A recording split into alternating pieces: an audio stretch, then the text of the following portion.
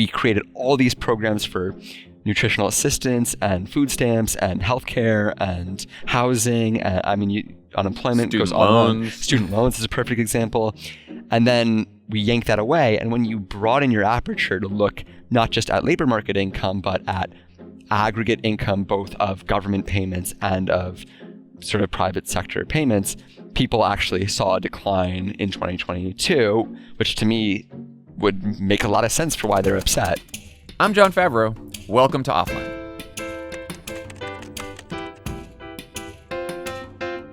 Our guest this week is Jeff Stein, an economic reporter at The Washington Post, and I'm talking to him about a recent piece he wrote with Taylor Lorenz, The Viral $16 McDonald's Meal That May Explain Voter Anger at Biden. If you missed it, a couple weeks ago, conservative media jumped all over a nearly year-old TikTok in which an influencer posted his receipt of a McDonald's order, a burger, fries, and a drink that cost $16.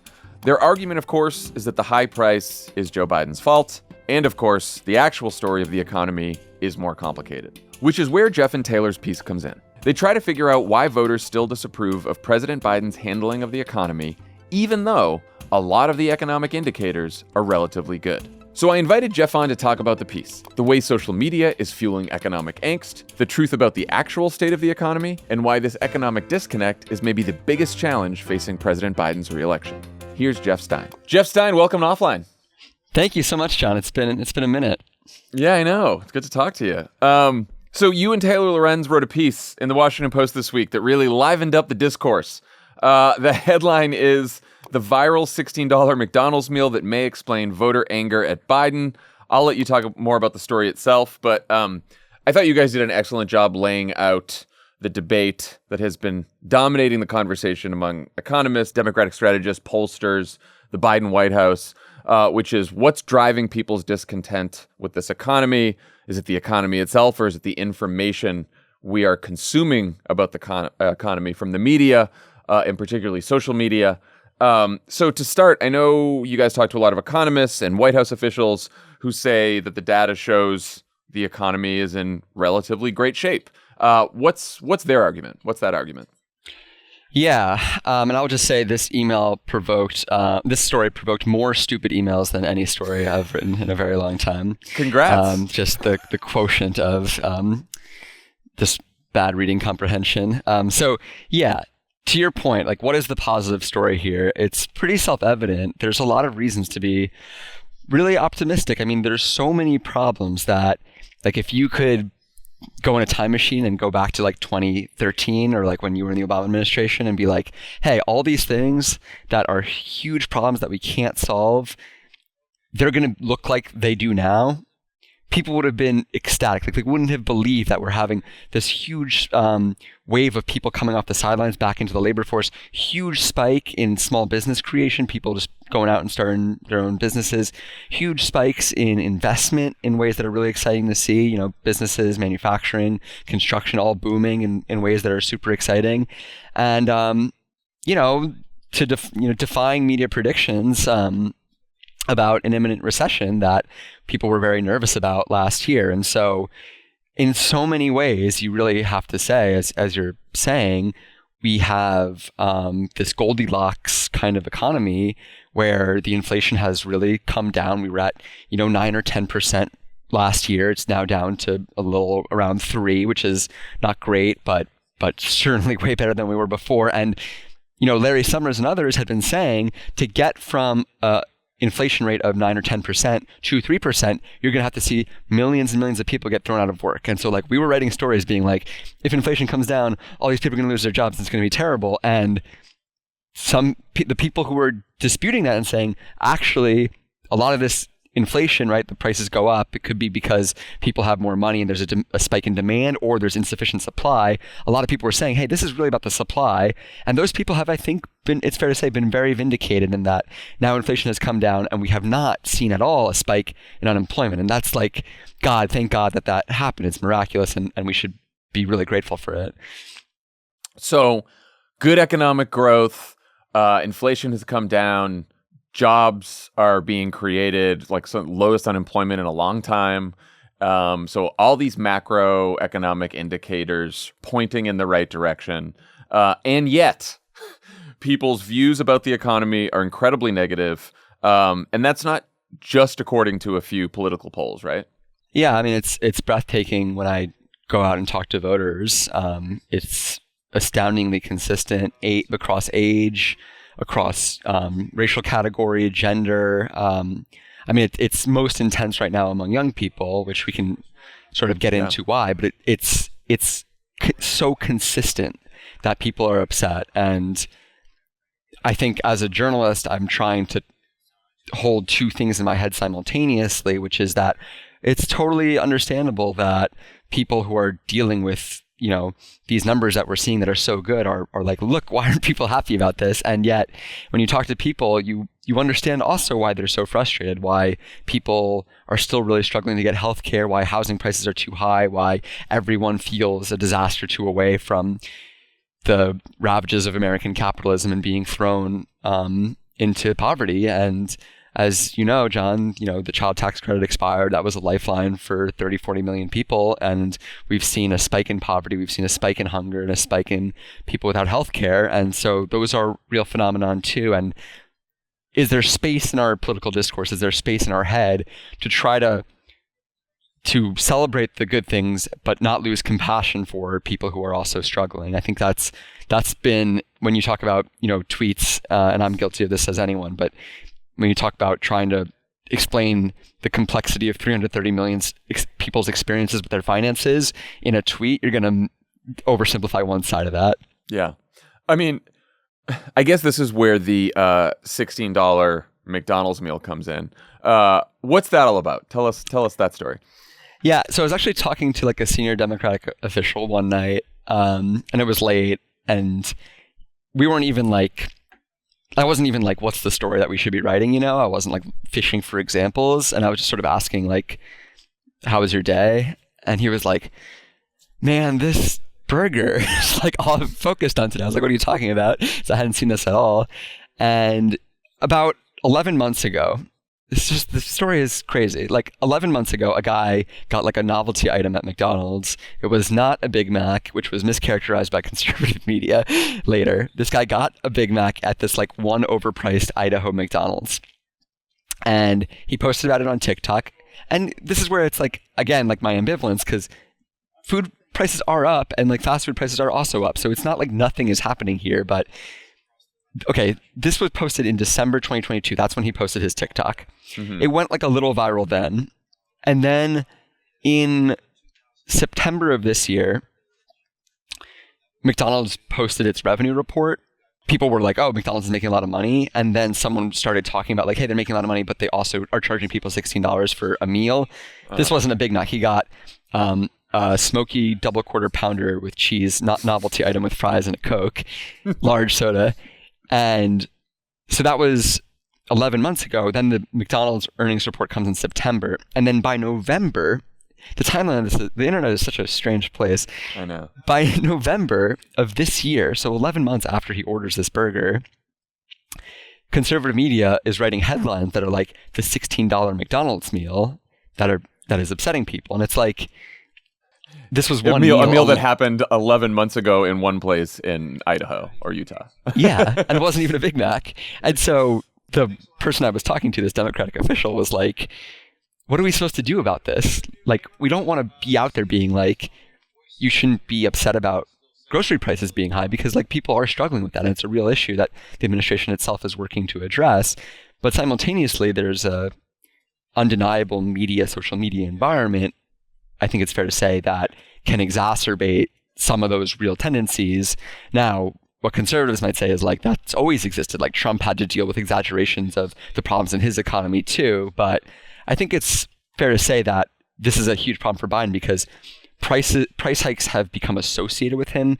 I was talking to this one economist, Justin Wolfers, and he was saying, I was explaining the story to him, and I was like, laying out what I just explained to you, and he was like, the thing is, since time immemorial, people have bought overpriced burgers and been like, I spent too much on my dinner and I like feel stupid. But like, because of the Biden inflation phenomenon, we're now in a dynamic where people are like, I spent too much on a burger, it's Joe Biden's fault. Yeah. And that feels maybe like it's new and somewhat unfair to the president.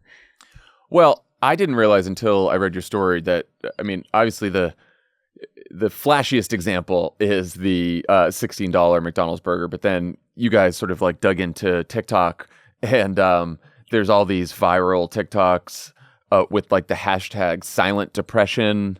Can you talk about the silent depression?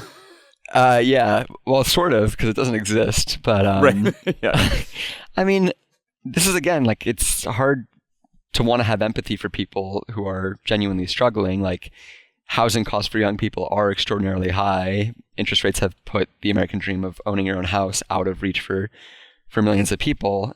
And yet then there's people on TikTok writing about how the media and the powers in Washington aren't adequately recognizing that we're in what they say is worse than the Great Depression. And, you know, like, I was with my wife's grandmother and her family for Thanksgiving, and we were like talking about, you know, what it was like to live in the 40s. And like I'm sorry, you're not living through the Second Great Depression. Like, there aren't like Hoovervilles, and like purchasing power is like 650% higher than it used to be. Like those numbers are not lying, but you do run the risk of like appearing to minimize things that are legitimate senses of economic frustration. And I think, I mean, at some point I want to turn the conversation to ask you some questions, because I do think it's like the political messaging challenge that creates seems very difficult.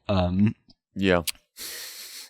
Well, it's one we dealt with in the White House in a different set of economic circumstances that, according to the data, were definitely worse, right? We had a great recession, and unemployment was very high, and people were feeling very bad about the economy for many years after 2007, 2008, 2009.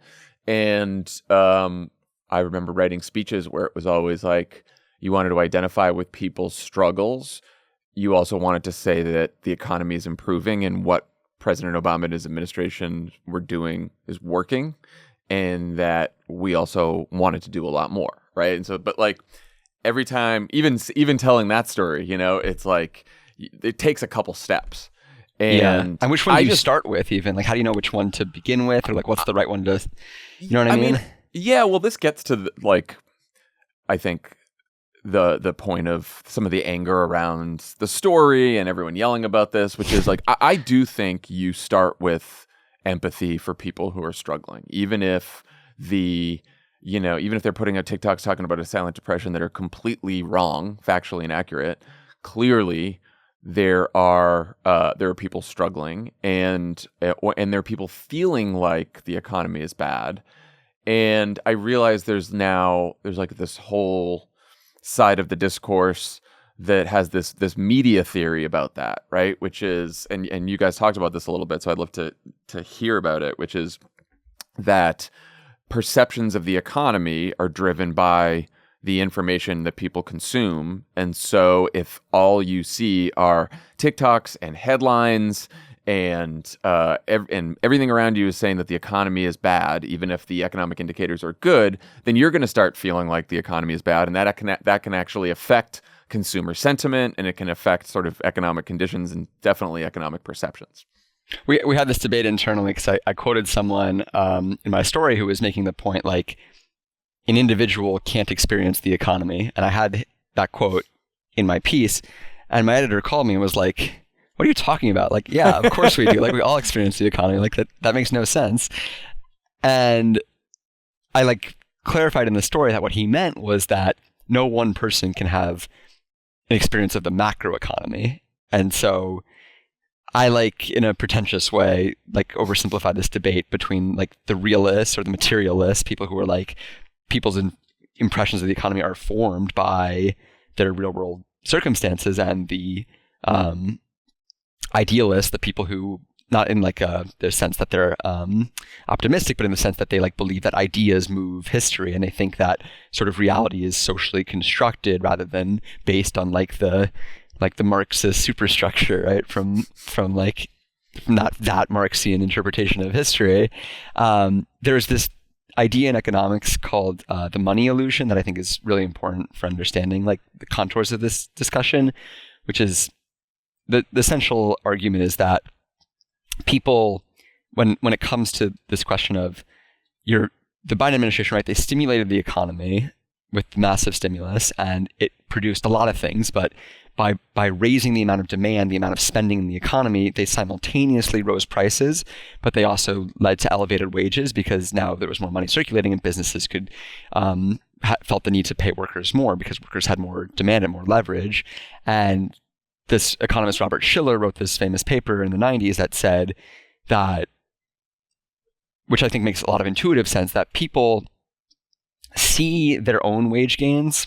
And I feel this way too. Like, I got a raise a couple years ago at the Post, and I was like, I did that, not to give you too many traumatic memories. It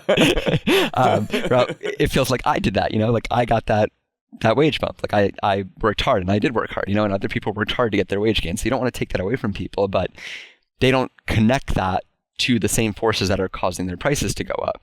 So then they'll see the positive side of Biden's economic changes as not related to something anyone else did. There's something that they did. They'll personalize that, but then they'll externalize the negative externality of the inflation of the prices going up. So they'll go to the grocery store and they won't see that as related to the wage gain they got. And that's like every voter I talk to has that. And you want to just be like, well, don't you understand that your wage gain was part of this broader sort of rising of all boats? And it's just very hard for people to feel that way because they want, I think for totally understandable reasons, they want to feel that they are responsible for their own successes. This episode of Offline is brought to you by Cariuma, the cool sustainable sneaker brand worn and loved by skaters and surfers. They're reimagining classic sneakers with you and the planet in mind. Winter's well on its way, and finding a sneaker that's built to last and ready to withstand the cold is crucial for staying warm and looking good this season.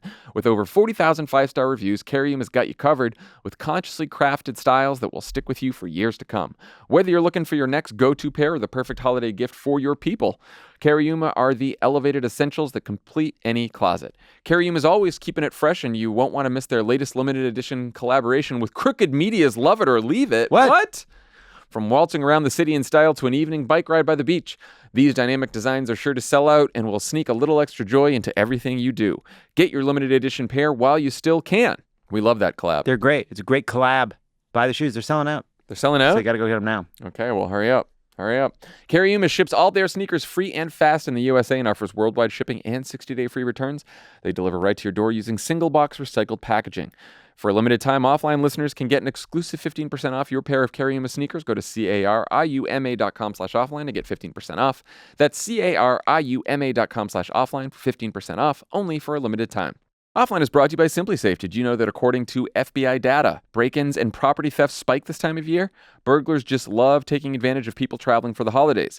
That's why SimpliSafe Home Security is offering a holiday deal of up to 50% on any new system, so you can stay safe this season. SimpliSafe is comprehensive protection for the whole home with advanced sensors that not only detect break-ins, but fires, floods, and other threats to your home. SimpliSafe's Video Doorbell Pro and wireless outdoor security camera are a powerful way to deter package thieves. It's powered by 24/7 professional monitoring for less than $1 a day, half the cost of traditional home security.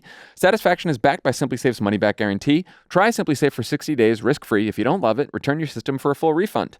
But we think you will love it, according to Jon Lovett. That's right. Mm-hmm. You'll really like it. I set up a SimpliSafe system.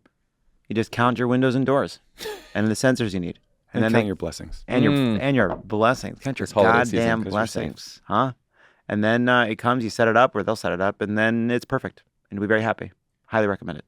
This holiday season, protect your home and family with SimpliSafe, and for a limited time, you can save up to 50% on any new system with a Fast Protect plan. Visit SimpliSafe.com/offline. That's SimpliSafe.com/offline. There's no safe like SimpliSafe. Offline is brought to you by Sundays for Dogs. Sundays is zero prep, zero mess, and zero stress, unlike other fresh food brands. They don't add in synthetic or artificial vitamins, minerals, or flavors. Their food is naturally complete and balanced. Sundays does not require refrigeration and can be stored in your pantry or right on your countertop. It's air-dried dog food made from a short list of human-grade ingredients. Co-founded by Dr. Tori Waxman, a practicing veterinarian, it contains 90% real meat, 10% vegetables, fruits, and whole grains. And in every recipe, you'll find natural digestive aids like pumpkin and ginger, plus disease-fighting antioxidants. Dog parents report noticeable health improvements in their pups, including softer fur, healthier skin, better poops, and more energy. I'm one of those dog parents. And Leo's has all of those things. I've looked at the poops myself. They look better now Nice. that he's eating Sundays for dogs. Good for him. And he likes it. We worked out a special deal for our dog-loving listeners. Get 35% off your first order of Sundays. Go to sundaysfordogs.com/offline or use code offline at checkout. That's sundaysfordogs.com/offline. Upgrade your pup to Sundays and feel good about the food you feed your dog. So I was talking a couple weeks ago to a friend of mine who's a former Biden administration official, economic official. And we were talking about this inflation coming down. And I was like, what's going on? And he said, well, the problem is inflation has come down, but prices have not come down. And so he actually used the example of the hamburger. He's like, if you're paying $16 for a McDonald's meal, then you're not going to pay $17 anymore because inflation's coming down, but prices aren't going down again. Prices aren't coming down to $15 or $14. And yes, maybe your wages have gone up, but you still see the price tag. And eventually people get used to higher prices, but it usually takes a year, longer maybe than the Democrats have, maybe, right? Longer than the Democrats have. And so the challenge is, if to get prices to come down, you'd need deflation, and deflation would cause unemployment. And so therefore, we're sort of just going to be stuck with high prices. And I do think that I do believe that, of course, the information environment plays a big role in how we think about the world. Politics, culture, the economy, everything. Like, that's why I started this podcast. That's why we started Crooked Media. It's what I did in politics. To be in media and being like, yeah, actually, the media has nothing to do with how people. Right. Like, why are you doing it, man? Yeah. It's like, of course, the information that you consume when you wake up every day shapes your worldview. But I think a key part of that information environment is the prices of things that you see in the grocery store and that you buy. And so if you are seeing prices that are higher, which they are, then it doesn't seem too crazy to me that people would think that the economy is not great, even if it is better. But I don't know. What do you think? No, I think that's right. I mean, the economists, I think, have the time horizons that they want to talk in, which often makes sense from the perspective of sort of like policymakers trying to figure out how to design the economy. Mm-hmm. And so like you get monthly and annual inflation rates. Those are important. But to me, it's not obvious why. Well, so yesterday we did some reporting from the Taco Bell a few blocks from my house, and the people there we were talking to, I was like sort of just asking like, what's your impression of food inflation? And they were sort of saying that they'd heard, I can't remember if they said Biden or Democrats, but they were saying that people were saying that inflation was like 3%, which is what it is on an annualized basis. And she was like, but I went to the store and my chicken cost $12 and it used to cost $6. So how is that 3%? And it's like, well, if you measured in the last year, then maybe it would be 3%. But you remember from 2.5 or 3 years ago when it was actually 6. And so this question of like what time horizons people will see in is, I think, very dangerous for the Biden administration. Like they were tweeting on Thanksgiving, for instance, like your meal got cheaper this year, or because prices came down a little bit for the cost of having a Thanksgiving dinner relative to your overall budget, which is like obviously a great thing we should celebrate. But if you compare it to 3 years ago, it's still up 15-20%. So I think they said it was like this is the fourth cheapest Thanksgiving in the last however many years, and I was like, I don't know if that's necessarily a talking point I'd use. Yeah, well, I think it's interesting because as someone who, maybe I shouldn't admit this, but like frankly has been more sympathetic to just personally, I think my coverage has been very fair, but I think I'm a little more sympathetic to the people have understandable reasons for being upset. I think it's been really interesting that like just this week, we have a story up about this today. The White House is now talking more about price gouging. And I've talked to some pollsters who, like, every time I talk to them, they're like, we are begging the White House to stop trying to convince people that things are good and to instead be like, it's corporate America's fault. Mm-hmm. Yes. And Dan Pfeiffer and I went on a rant about this yesterday on Pod Save Oh, I'm sorry, I missed it. No, as a good line or as a...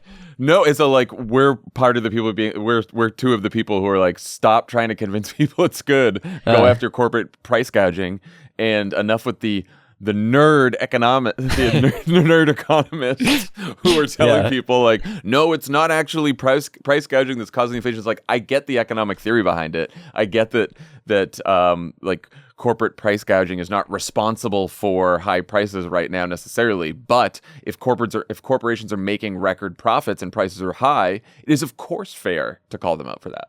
Yeah. No, I know no one who's more like personally hostile to the Democratic Party than you two, so it's not surprising to hear you guys do that. No, that's really interesting, and the fact that the White House is like starting to move in that direction, I think, is really interesting. There were some economists who were, criticizing this, and I understand where they're coming from. I think there's a lot of litigation over like Biden's economic policies, and a lot of people don't want them to be viewed in retrospect as a failure. And if Biden doesn't run on defending them, right? That's always been the counter argument. Like, if we're not out there defending this, then the void will be filled by criticism. So like, we need to like make our own case. And on the other hand, to your point, it's like poll after poll after poll is like, this is the way to go. And like, how serious are we about Trump representing an existential threat? Like, if Democrats believe that this is like a dictator level event that we're looking at, you're going to resist challenging that because of anything in this space seems, I don't know. You know what I mean?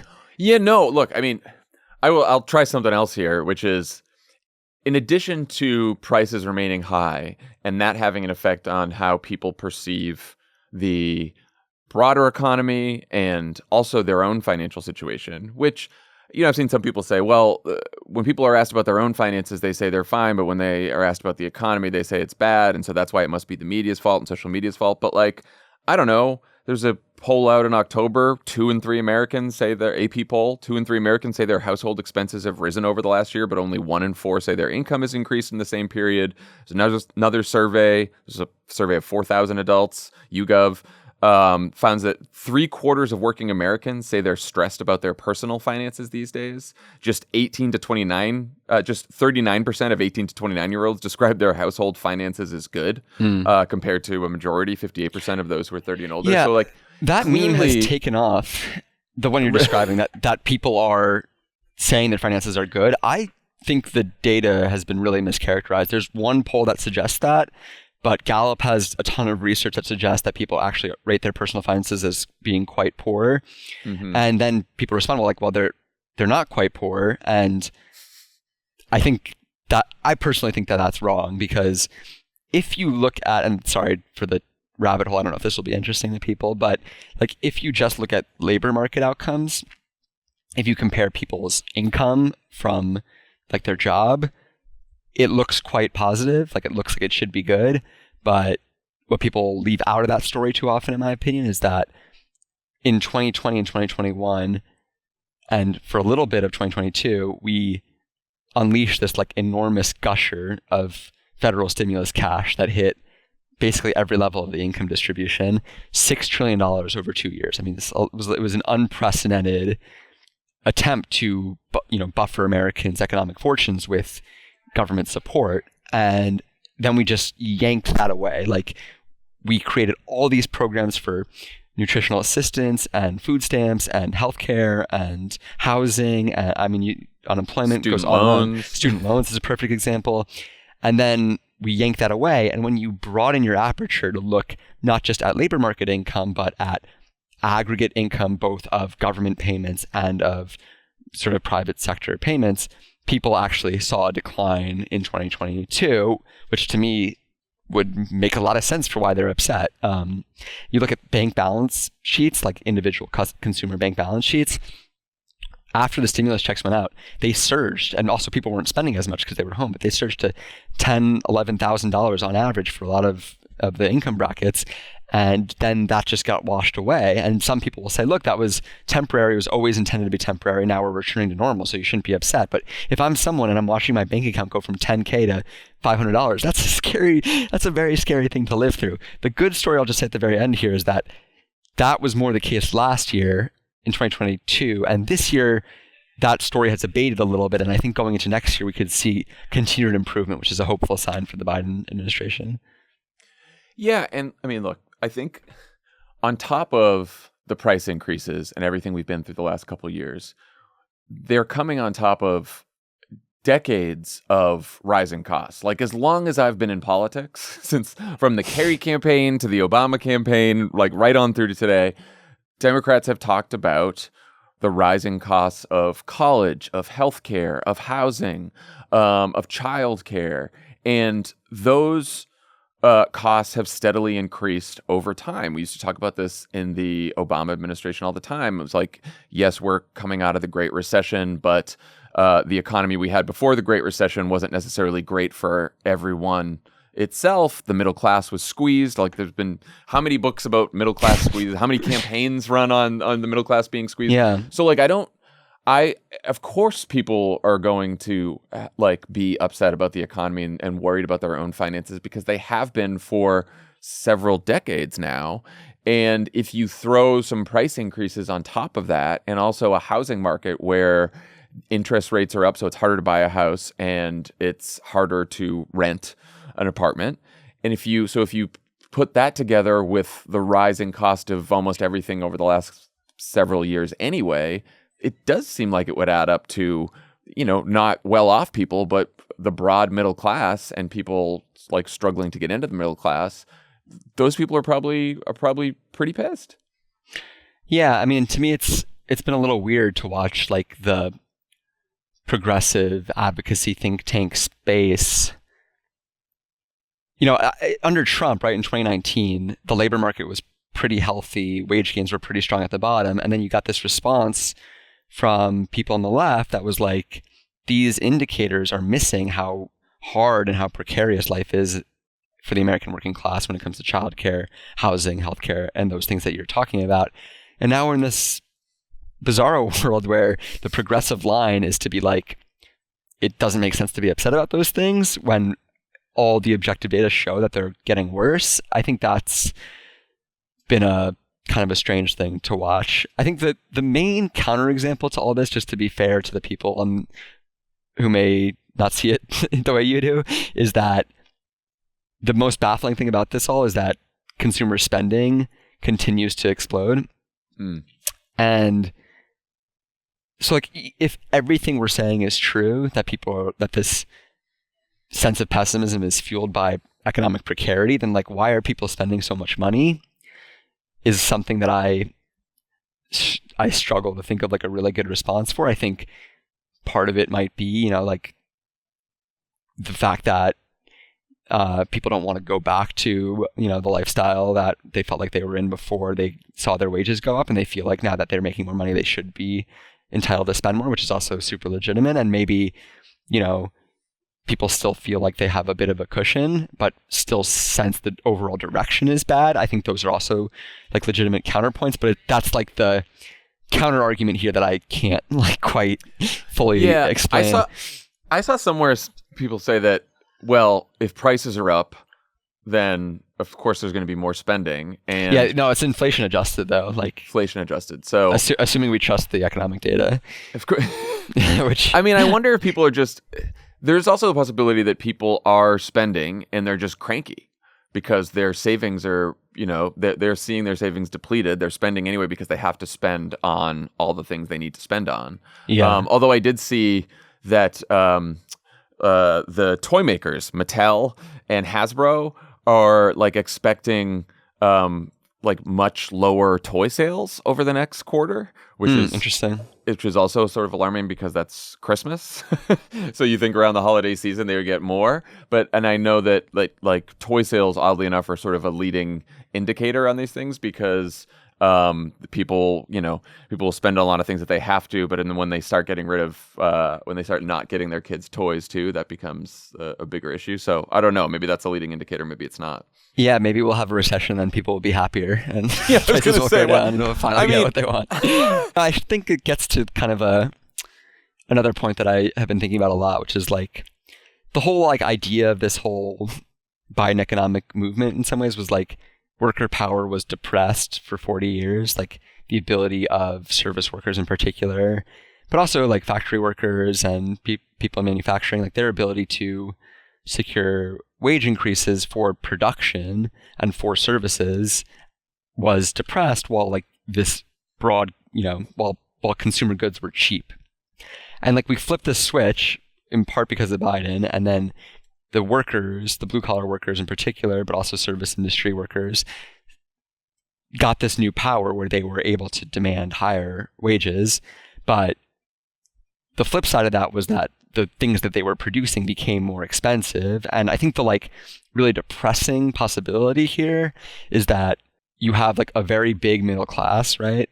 That is more populous, that has more numbers and can outvote and outshout the people at the bottom who are seeing these like wage increases for, baristas and construction workers and people who like sweep floors and whatever. And that's a very troubling scenario because what it suggests is that any attempt to elevate the bottom will produce price increases at the middle class, then says, I hate this, and leads to the suppression of those wage gains. I hope that's not what's going on, honestly. Offline is brought to you by bookshop.org. Whether you're searching for the perfect gift for a loved one, a novel that sweeps you away from the chaos of this time of year, or an incisive history that helps you make sense of this moment, bookshop.org has just the book you were looking for. When you purchase from bookshop.org, you're supporting local independent bookstores, so they'll be around for all of us to enjoy in the future. Bookshop.org has raised over $28 million for local bookstores because local bookstores are essential community hubs that foster culture, curiosity, and a love of reading. Bookshop.org is committed to helping local bookstores survive and thrive, and they're unapologetically anti-Amazon. Bookshop.org is truly for everyone who loves to read and knows the power of a good book. What's a book that has made an impact on your life? It's this little book I like to call Democracy or Else. Oh, wow. I was going to say the Bible. Me too. Written by Jon Lovett, Tommy Vietor, me, Yeah, and Josh Holloway. you bet. And you can get it on bookshop.org right now. You can pre-order it. It's coming in June. But anyway, back to bookshop.org. Use code OFFLINE10 to get 10% off your next order at bookshop.org/crooked. That's code OFFLINE10 to get 10% off at bookshop.org/crooked. Offline is brought to you by Smile Actives. Are you self-conscious about your smile due to stains? 'Tis the season for a whiter smile. Popular food and drinks are known to stain teeth. Beverages like coffee and wine stain them over time. So what can you do to brighten your smile? You should give Smile Actives a try. It's safe, effective, easy to use, and will keep you smiling proudly. 97% of Smile Actives users in a clinical trial reported up to 6 shades whiter on average, all within 30 days. Smile Actives offers a safe and affordable alternative to those expensive whitening procedures. You simply add Smile Actives Pro Whitening Gel to your regular toothpaste. It's been formulated with polyclean technology to boost stain removal and deliver active whitening ingredients into teeth's grooves and crannies to get better whitening. Smile Actives makes a teeth whitening gel that can simply be added to your toothpaste every time you brush your teeth. No change in your routine, no extra time, but people will start commenting on your whiter, brighter smile in just days. Just use Smile Actives this morning. I'll use it again tonight. It works. It's easy to use. You just squirt it on your toothbrush. That's it. Don't have to think about it. Visit smileactives.com/offline today to unwrap our special offer. 58% off plus free shipping and handling. That's smileactives.com/offline. Terms and conditions apply. See site for details. From a political standpoint, just to talk about the politics of this and the Biden administration, I have a few rules. Number one, you don't argue people out of their feelings in politics, and forget about people's perceptions about the broader economy. If it is true that a bunch of people are pissed about the broader economy, but are feeling great about their own personal situation, I don't think we'd be having this conversation nationally, and Biden's numbers would be this bad. I think there's a lot of data that shows that people are, polls, focus groups, whatever you want, people are telling us that they're struggling. A large group of people, especially young people, right? And I think that if you're the Biden administration, you need to address those concerns, not just by feeling empathy with those people, though I think that's important as well, but by offering an agenda that's going to help people with the cost of living and recognize that the cost of living has gone up, not just in the last couple of years, but over decades, and that Biden has been fighting for decades for proposals and policies that would help people with rising costs and help people with affordability. And by the way, he's running against Donald Trump, and and the Republican Party, and you just have to draw a contrast with what they would do, which is not make anything more affordable for people. None of their policies would do that. They're not proposing anything for making healthcare more affordable, childcare more affordable, any of these other things. And I think that if the Biden folks and Democrats in general just go out there and have an agenda that's zeroes in on affordability, and they contrast that agenda with what the Republicans are offering and have voted for in the past, then that to me seems like the most effective message that is both. It has the benefit of being true. It is grounded in policy. It's grounded in people's real world experiences. And I still would argue that Democrats have a political advantage there, even if people are upset about the last couple of years. Yeah, actually, your answer kind of reminded me of, I think, like the first time I ever interacted with you was during the Obamacare repeal fight.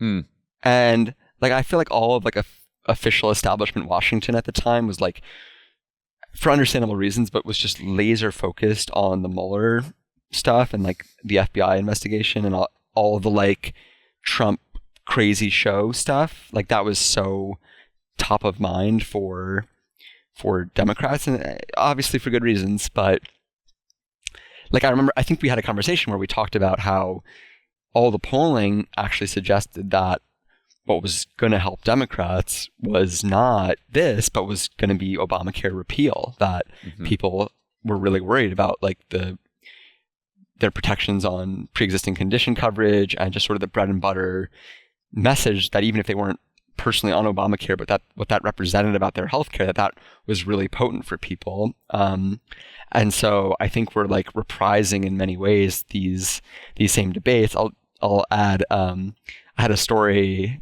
a couple months ago about Donald Trump's advisors. Just in their 2017 tax cut, they brought the corporate tax rate from 35% to 21%. And I had a story that was about how Trump's closest advisors are talking about a push, if he gets elected, to get that from 21 to 15%.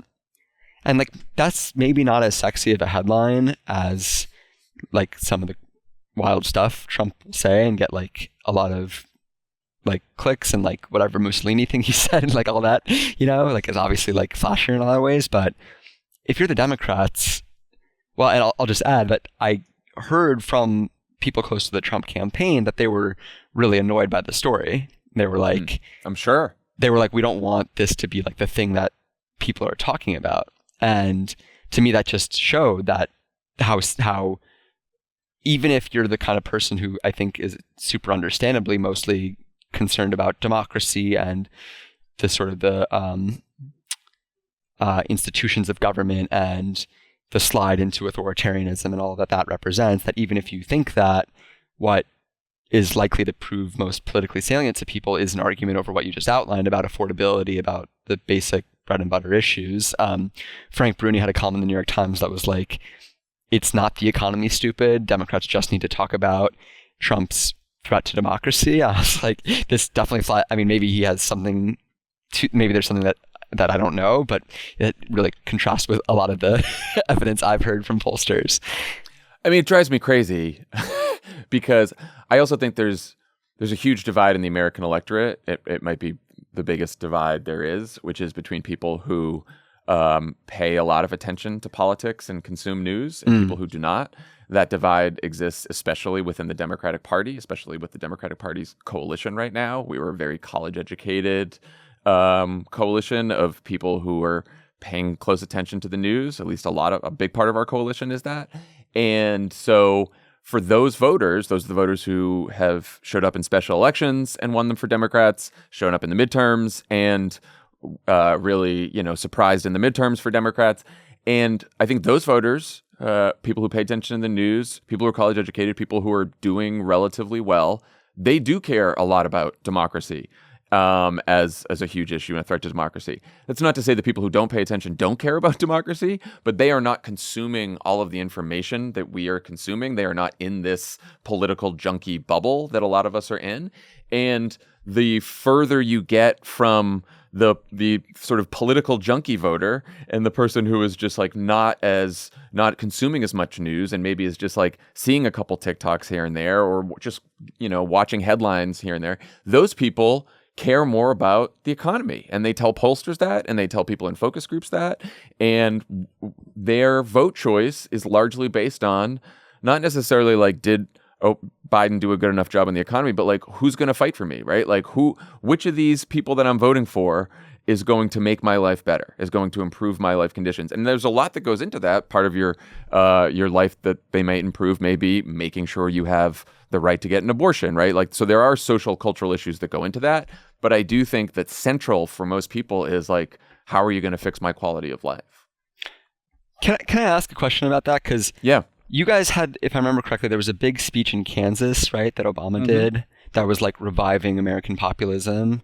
Yeah. What was the like impetus for that? Was that does that feel like a similar juncture? Yes. And how did you see if that was working, I guess? Because the thing I hear from some Democrats and even some like people at the Washington Post, where it's like Biden's problem is just that he's too old, and that's why no one's ever going to like the economy under him. And so, how would they try to measure that if they go down this road that is working?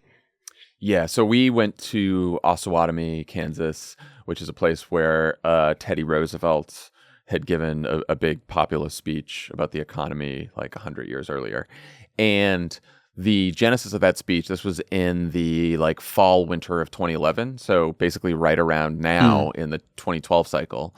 And we didn't know that Romney would be our opponent yet, but we thought he might be. But we realized like no matter who won that Republican primary, that the defining problem that we were hearing from voters was that they still felt like they could not get ahead. That even though the economy had recovered somewhat and there's jobs being created and all this kind of stuff, people were struggling, and that economic inequality, wealth inequality, the fact that so many people in the middle class felt like they couldn't get ahead, and so many, especially post-bank bailout, so many like rich people ended up even richer after the financial crisis, as did big corporations. And we decided early on that the central message of the 2012 election would be that Barack Obama is on the side and fighting for middle-class Americans, and that economic equality and the struggles of the middle class like is the defining challenge of our time. That's what we said in that speech. And that whoever the Republican nominee was, we were going to run hard against them as a candidate that was going to help the rich get richer, and that Obama for the last 4 years and hopefully for the next 4 years would be fighting to improve the lives of middle-class Americans and people struggling to get in the middle class. And like that was the message. We knew that was going to be the message. When Mitt Romney was the nominee, it just made it sharper and easier for us in so many ways. But Donald Trump is a billionaire. Like it seems like I know. There's well, the problem is that Mitt Romney didn't say a bunch of crazy shit like Donald Trump does.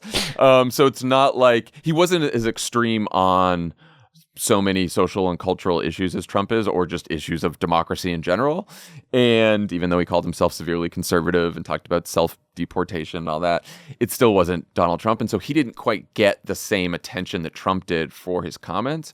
So it was easier to drive an economic message. But I think that Democrats have had a tough time driving an economic message against Donald Trump for a long time. I think Biden did it better than Hillary did in 2020 than she did in 2016. I think Democrats did it well in 2018 because of the Affordable Care Act fight and because of the tax cut, the Trump tax cut, which was also extremely unpopular. And he was like, his popularity was at its lowest, obviously January 6th, but then the two other times were the healthcare fight when he tried to appeal Obamacare and the tax cut.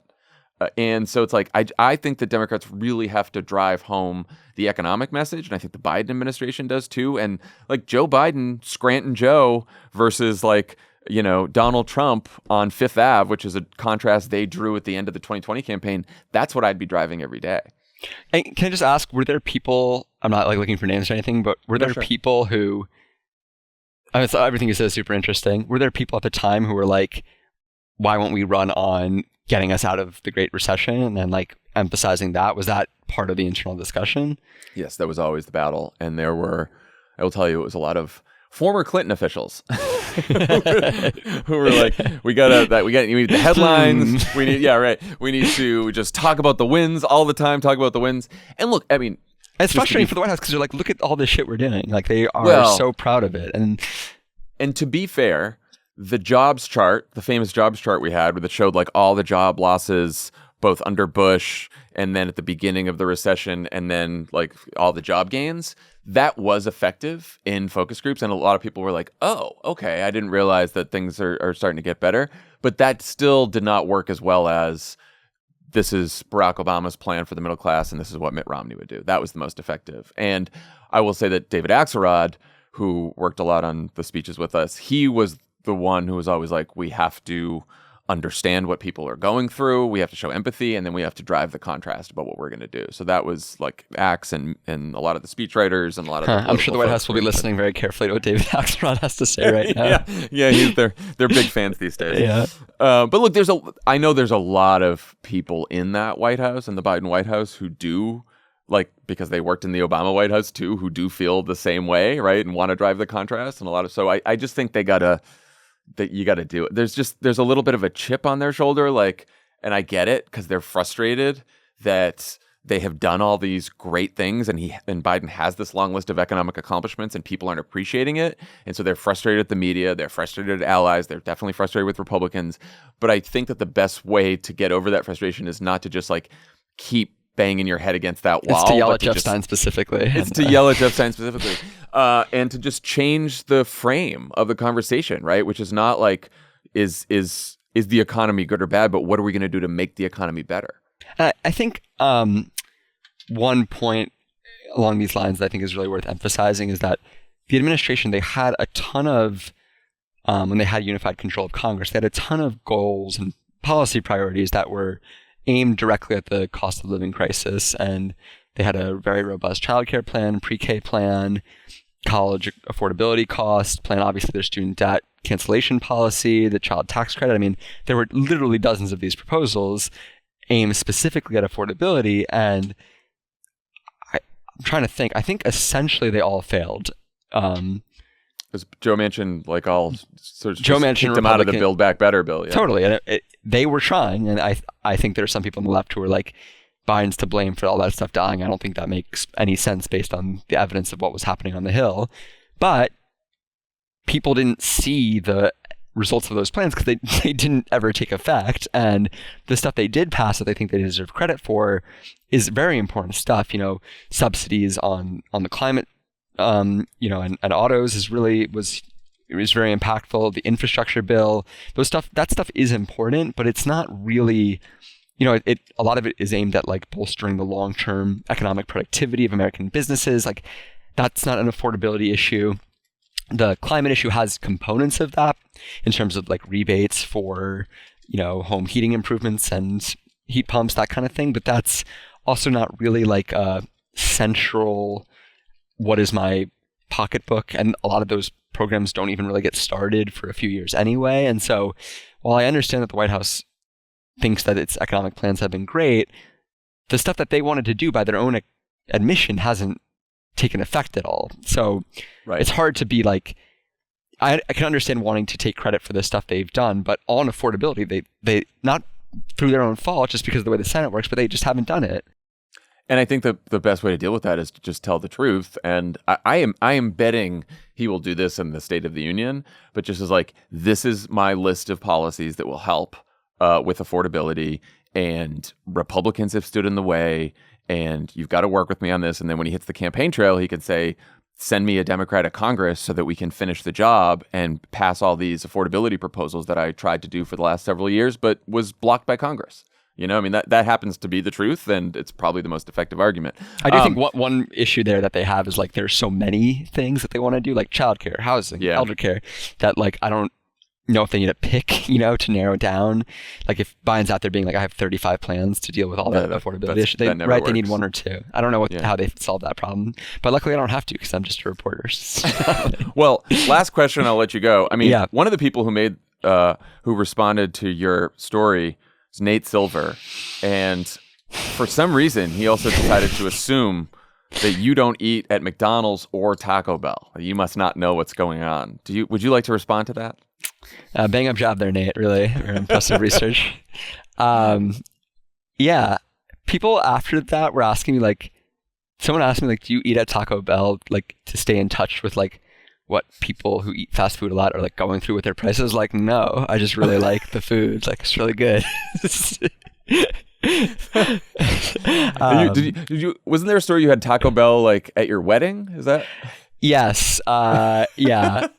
We put it on the invite, and then the day of the wedding, I gave like one of my closest friends and his wife. I was like, "You guys are in charge of the Taco Bell." I got married in Ithaca, and they like called the one Ithaca Taco Bell, and they were like, "We need like 80 crunch wraps," and there's like one like 17-year-old working there who's like calling his like headquarters in DC or whatever, being like, excuse, like just imagine like the fast food guy from The Simpsons, is being like, they want 150 orders, and so we ended up getting pizza instead. But that's great. That's great. Yeah. No, look, as someone who, I'm not a huge Taco Bell fan, but drink Dunkin' coffee almost every morning and eat their sandwiches, and also would rather a chain restaurant than almost any other restaurant. I feel like a perfect meme of the economy would be like Ben Affleck, like with the cigarette, like looking sad, like coming out from Dunkin' with like an overpriced coffee. It's been my follow-up story. That's good. I like that.